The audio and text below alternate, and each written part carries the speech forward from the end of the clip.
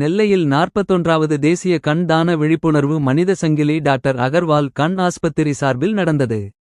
நெல்லை doctor Agarwal கண் ஆஸ்பத்திரி மற்றும் கல்வி நிறுவனங்களுடன் இணைந்து டாக்டர் அகர்வால் கண் ஆஸ்பத்திரி முன்பு மாணவ மாணவியர்கள் மற்றும் 600 பேருக்கும் மேற்பட்டோர் பெரும் திரளாக கலந்து கொண்டு கண்தான விழிப்புணர்வு மனித சங்கிலி நடந்தது.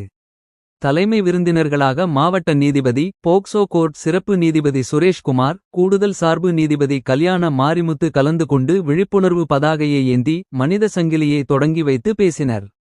சிறப்பு விருந்தினர்களாக இந்திய மருத்துவ சங்க நெல்லை கிளை தலைவர் டாக்டர் முகம்மது அபூபக்கர், காவேரி மருத்துவ நிர்வாக தலைவர் டாக்டர் லட்சுமணன், பீஸ் ஹெல்த் ஆஸ்பத்திரி இயக்குனர் டாக்டர் அன்புராஜன் முன்னிலை வகித்தனர்.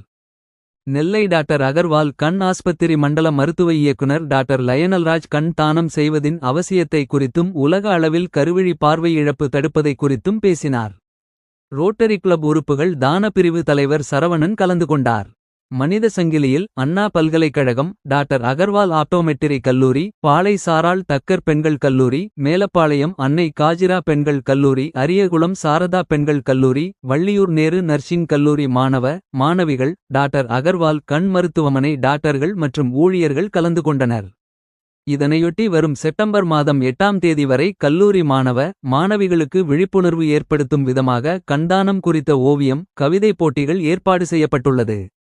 ஏற்பாடுகளை கருவழிப்பிரிவு மருத்துவர் டாக்டர் ராணிலட்சுமி, ஆஸ்பத்திரி டாக்டர்கள், ஊழியர்கள் செய்திருந்தனர்.